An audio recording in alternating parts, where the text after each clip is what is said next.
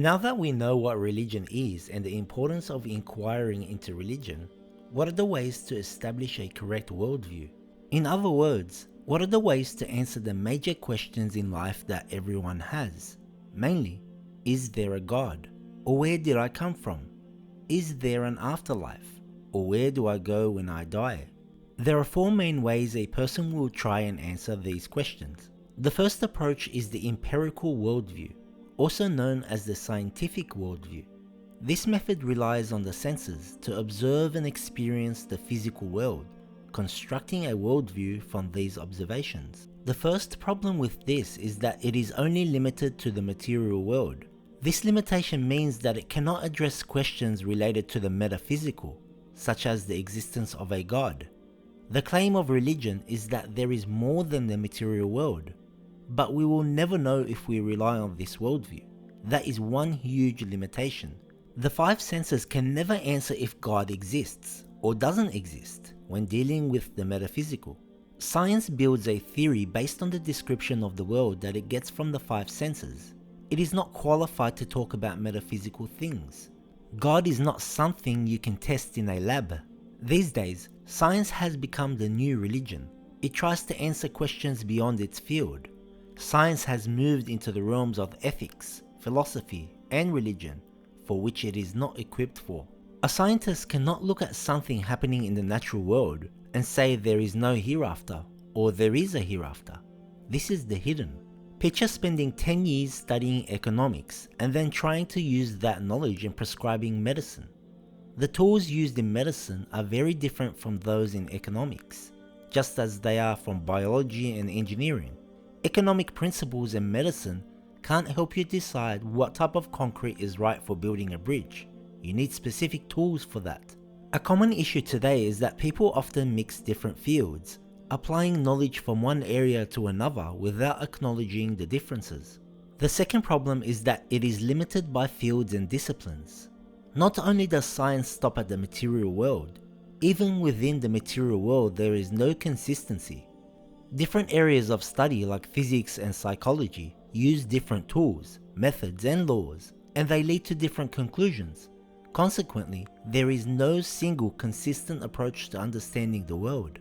The second way a person tries to answer these questions is by a religious method.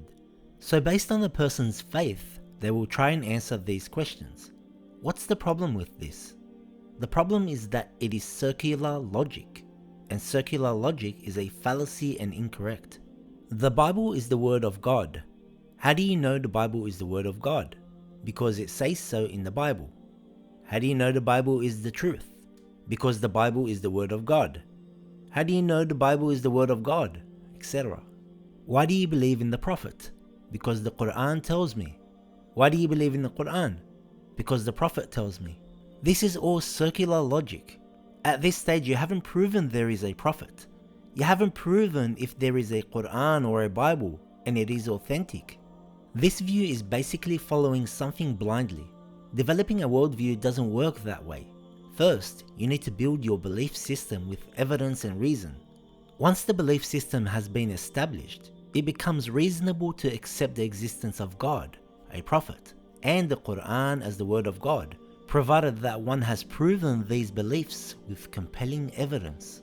The third way is the Gnostic Worldview. A person seeks knowledge through inner witnessing to try and answer these main questions. Imagine someone says, I have pain. They have an inner feeling. They will construct a mental image in their mind and try and describe it to you. There is no actual mental image of pain in your mind, but you can feel it. People seeking this worldview are trying to get everything directly. They want to feel the hereafter.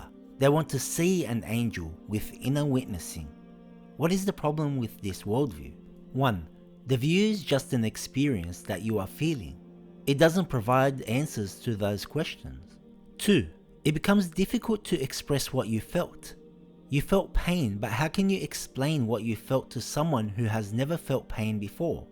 This is why in some writings and descriptions, people may resort to metaphors, such as being drunk or intoxicated, to try to capture the essence of their inner feelings, because they can't really explain what is going on. 3. You may get confused. You may feel pain somewhere, and later on you realize the pain was actually coming from something else. When we experience something, we might make a mistake. 4. Lack of knowledge. Let's say you have an experience about an angel. How do you know it was an angel? You have no knowledge or anything to work with to allow you to interpret what you are experiencing. Can we really base our whole belief system on something we feel and witness internally?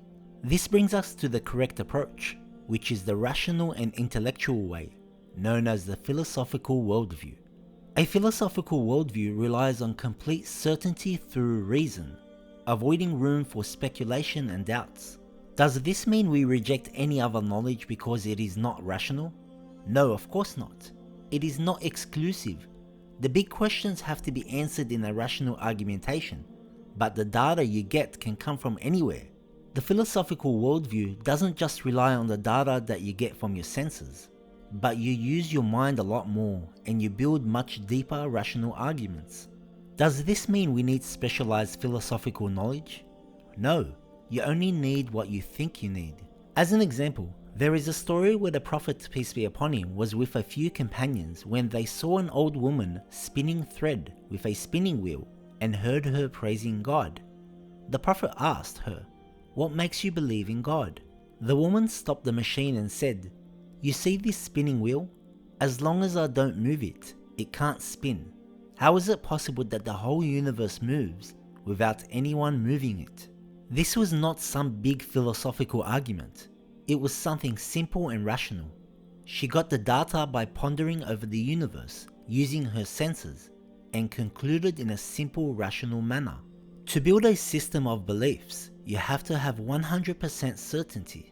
Belief cannot be built on speculation and probability, so the worldview we choose will have an impact on the way we live and interpret things.